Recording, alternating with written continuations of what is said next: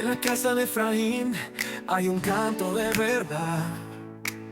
Aquí el corazón se enciende con la luz de Yeshua. No buscamos apariencias ni tesoros de ilusión, solo hallar al Mesías que da vida y redención. Aquí encontrarás al verdadero Mesías. Su voz resuena con poder y con vida. En la casa de Efraín brilla la luz. Conocerás el mensaje de Yeshua, nuestra luz.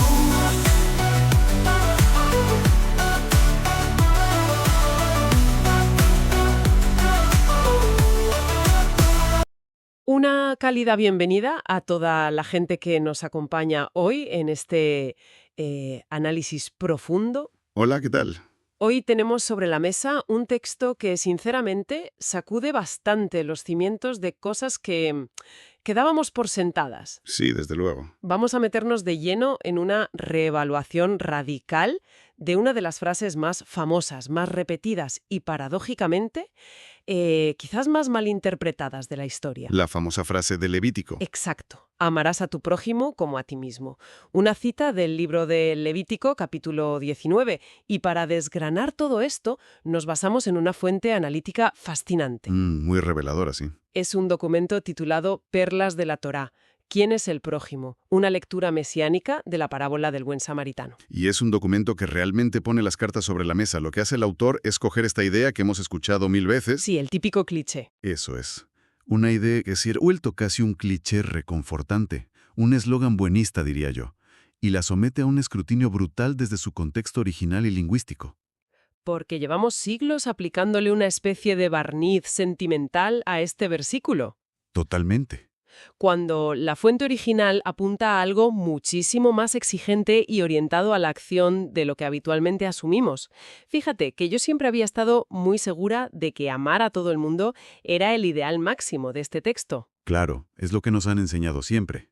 Pero leyendo el análisis me di cuenta de que esa interpretación universalista podría ser una distorsión enorme. Ya. Y todo empieza con una trampa del lenguaje.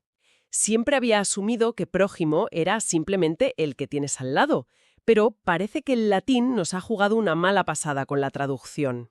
Así que vale, vamos a desglosar esto. ¿De dónde viene exactamente el problema con la palabra? Bueno, es que ese es el punto de partida que desmonta todo lo demás.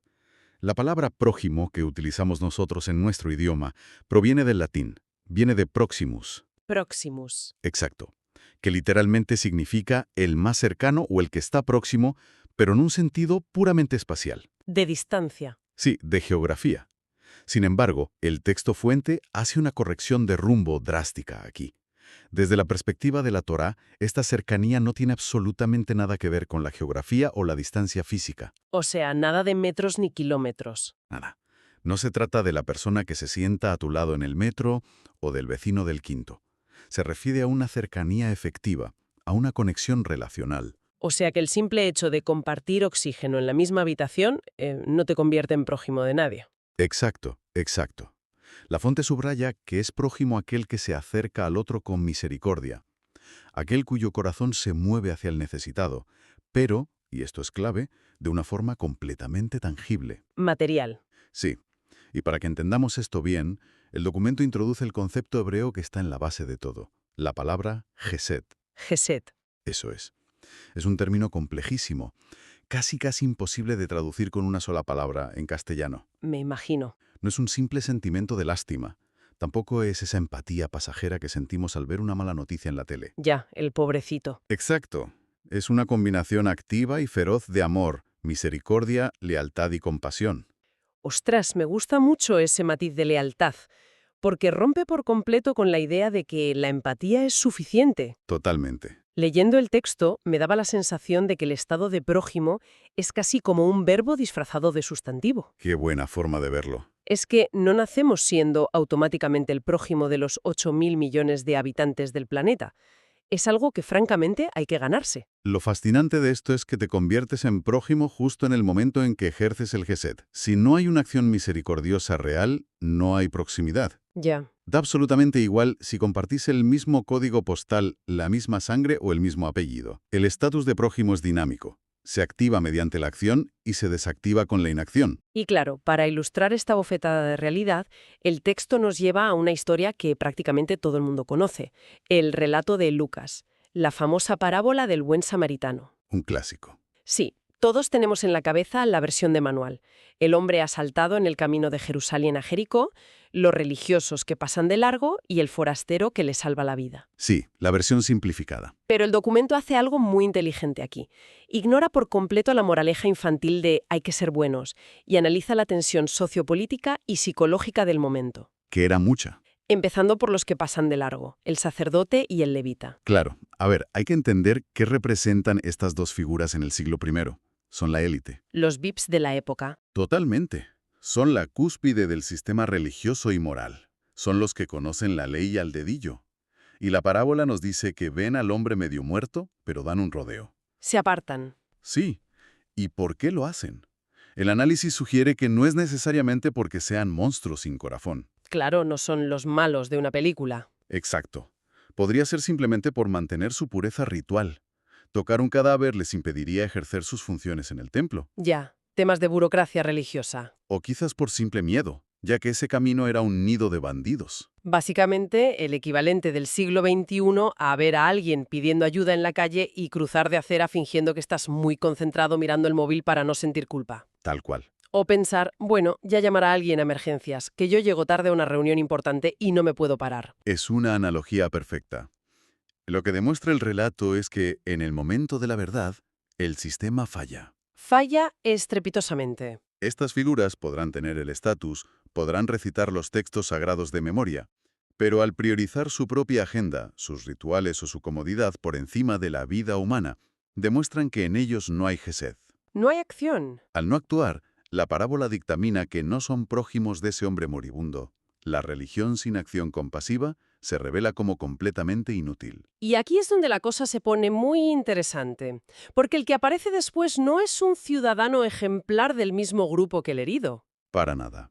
Llega un samaritano, y el documento recalca que esto, para la audiencia original que estaba escuchando a Yeshua HaMashiach, el Mesías, debió ser un escándalo tremendo. Una provocación en toda regla. Hablamos de un odio histórico, de una tensión étnica y religiosa monumental.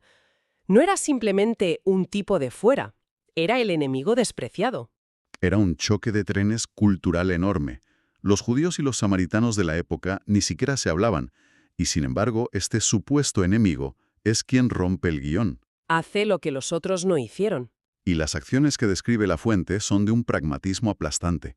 No se limita a sentir pena desde su montura. No manda ánimos. No. Se baja, usa su propio aceite y vino para vendar las heridas, lo sube a su animal, camina él, lo lleva a una posada y para rematar, paga de su propio bolsillo los cuidados. Deja un cheque en blanco al posadero. Es una transacción económica, de tiempo y de esfuerzo físico. Como decíamos, es la antítesis de mandar fuerza y ánimos por redes sociales. Totalmente. La proximidad espiritual no depende en absoluto de la identidad étnica o de la afiliación tribal. Ya. Depende pura y exclusivamente del acto de misericordia. En ese preciso instante, al arrodillarse en la tierra y mancharse las manos de sangre para curar a un desconocido que probablemente lo odiaba, el samaritano pulveriza la barrera del odio histórico y se convierte en el prójimo. ¿Y si bajamos esto a la realidad de quienes nos escuchan hoy? El paralelismo es bastante incómodo. Muy incómodo. Porque solemos vivir con la tranquilidad de que nuestra red de seguridad por defecto, nuestros prójimos naturales, son la familia, los amigos del colegio o nuestra pareja. Los nuestros, vamos. Tenemos esta idea súper arraigada de que la proximidad social o los lazos de sangre nos garantizan la proximidad moral. Asumimos que los nuestros estarán ahí si caemos. Y el texto califica esa creencia como la gran trampa de las expectativas. Es duro eso. Sí, porque la parábola expone una verdad durísima sobre la sociología humana. En los momentos de crisis reales, en esos descampados modernos donde alguien queda figuradamente medio muerto tras un despido, una enfermedad o una ruptura sentimental, Sí, a menudo aquellos de quienes más se espera ayuda son los primeros en escurrir el bulto. claro. El sacerdote y el levita de hoy en día podrían ser ese familiar directo que siempre está muy ocupado. Exacto. O ese amigo de toda la vida que de repente deja de contestar a los mensajes porque tu problema le resulta demasiado intenso o incómodo de gestionar. Exactamente. Ya sea por apatía, por falta de herramientas emocionales o por puro egoísmo, el sistema de apoyo que dábamos por sentado a menudo colapsa. La marinera. Y la otra cara de la moneda es igual de impactante. Quien termina salvando la situación, quien te presta dinero, te escucha o te acompaña al hospital, muchas veces resulta ser alguien periférico. Alguien de fuera del círculo. Un compañero de trabajo con el que apenas hablabas, un vecino que pasaba por allí o un completo extraño. Es una deconstrucción brutal de las lealtades. El documento es tajante en esta conclusión. El título de prójimo se gana en el barro del sufrimiento ajeno. Muy bien dicho. Destruye esa idea tan reconfortante, pero a menudo tan falsa, de que los vínculos de sangre te aseguran el apoyo. Lo cual me lleva a un tema que el análisis trata y que me parece fascinante. El tema de las abstracciones. Ah, sí. En nuestra época, queda muy bien decir que uno ama a toda la humanidad. Queda estupendo. Es el típico eslogan que queda fantástico impreso en una bolsa de tela. Pero el texto cuestiona de raíz esta idea del amor universal indiscriminado. Y lo cuestiona porque, si conectamos esto con el panorama general, desde la perspectiva bíblica y del Gesed, el amor universal es una ilusión barata. Una ilusión. ¿Mm? Sí, el documento argumenta que no se puede amar emocional y activamente a alguien con quien no se tiene absolutamente ningún contacto. Tiene todo el sentido. Amar a un concepto amorfo como la humanidad es facilísimo, porque la humanidad no te pide dinero prestado, no te despierta a las 3 de la mañana y no tiene mal carácter, no exige ningún sacrificio personal. Claro, amar en abstracto no ensucia las manos. Exacto. Pero la enseñanza mesiánica no te pide que ames a la humanidad, te exige que ames al prójimo, A alguien en concreto. a esa persona específica, con nombre y apellidos, que se cruza en tu camino y que tiene un problema real que tú puedes aliviar hoy. Exige una relación concreta y la posibilidad de actuar con misericordia. Pero a ver, aquí es donde cualquiera podría levantar la mano y hacer de abogado del diablo. Porque Yeshua también enseñó explícitamente a amar a los enemigos. Cierto. Entonces, ¿qué significa todo esto? ¿Qué hay de amar al enemigo? Si el amor requiere cercanía, contacto y acción directa, ¿cómo encaja el enemigo en todo esto? ¿No volvemos a caer en un idealismo imposible? Porque parece una contradicción dentro del propio texto. Entiendo por qué lo dices. Pero es una contradicción aparente, que el documento resuelve acudiendo al Evangelio de Mateo, al capítulo 5, y lo hace redefiniendo por completo lo que significa la palabra enemigo en este contexto. Ah, vale. Planeta y que odia nuestro modo de vida. Pero el marco de relaciones bíblico es mucho más terrenal. Te refieres a que el enemigo es alguien que tienes cerca, alguien que te pisa los talones. Es alguien con quien ha habido una relación previa y donde se ha producido una fractura real. Un conflicto directo. Eso es. Es el hermano con el que no te hablas por una herencia, el antiguo socio con el que acabaste a gritos, o el amigo que te traicionó. Es alguien ofendido por nosotros, o alguien que nos ha ofendido de forma directa. Hay un conflicto tangible.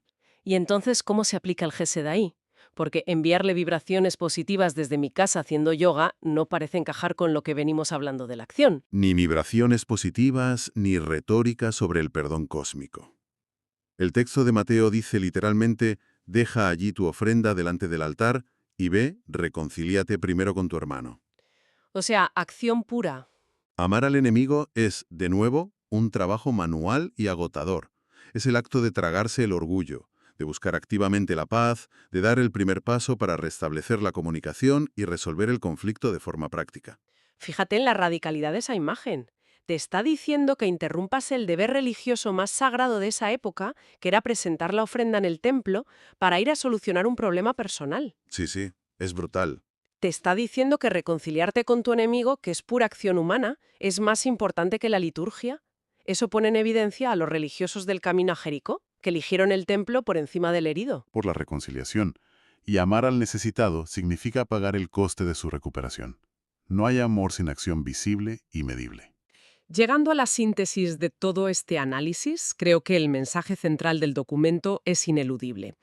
El samaritano no se montó un comité para evaluar las causas de la delincuencia en el camino de Jericó, no dio un discurso elocuente sobre la fraternidad entre los pueblos frente al hombre ensangrentado, simplemente limpió las heridas y sacó la cartera.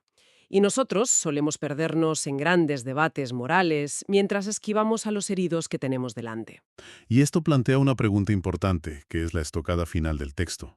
Cuéntame. Solemos leer esta parábola intentando averiguar a quién tenemos la obligación de ayudar. Tratamos de hacer una lista, de catalogar quién tiene derecho a nuestra ayuda y quién no. Sí, buscar los límites de nuestra responsabilidad. Pero la intención original de Yeshua al contar esta historia no era darnos un diccionario para definir al prójimo. La verdadera intención era darle la vuelta al espejo y obligar al intérprete de la ley, y a nosotros también, a hacernos la pregunta incómoda. ¿Qué es? ¿Para quién estoy siendo yo prójimo hoy? Es un giro de guión fascinante. Pasamos de ser el juez que evalúa a los demás desde un pedestal a ser el actor que tiene que remangarse e intervenir en la realidad. Exactamente. Y para cerrar el círculo de este análisis, hay una idea que se desprende de todo esto y que nos debería dejar pensando a todos. Si hemos visto que el estado de prójimo y el poderoso concepto del Gesed exigen, sin excepción, acciones concretas, sacrificio personal y una cercanía que nos cueste algo. Sí. ¿En qué lugar deja esto a nuestra sociedad actual, hiperdigitalizada? Buena pregunta. Pensemos en cómo reaccionamos hoy a las crisis. Vemos una tragedia en la pantalla de nuestro teléfono, una guerra o un desastre natural a miles de kilómetros. Sentimos una indignación genuina, una empatía que nos encoge el estómago. Totalmente real. Compartimos un vídeo, le damos a me gusta a una publicación reivindicativa y nuestro cerebro libera dopamina, haciéndonos sentir que hemos cumplido moralmente. Nos sentimos buenos samaritanos. Ya. Pero si no hay un sacrificio real de nuestro tiempo o nuestros recursos, si no existe ni la posibilidad de interactuar con la persona que sufre, ¿qué estamos haciendo realmente? Es una pregunta demoledora, porque corremos el riesgo de confundir el consumo de la tragedia ajena con el ejercicio de la compasión. Exactamente. Es posible que el mundo moderno nos haya engañado, nos ha convencido de que un clic o un comentario en redes es suficiente, convirtiendo el Gesed en una simple y comodísima ilusión virtual. Da mucho que pensar. Es para darle vueltas, desde luego. Muchísimas gracias a toda la gente que nos ha acompañado en esta inmersión profunda. Ha sido un trayecto revelador que nos demuestra que a veces los textos más antiguos son los únicos capaces de sacarnos los colores en el presente. Nos escuchamos en la próxima.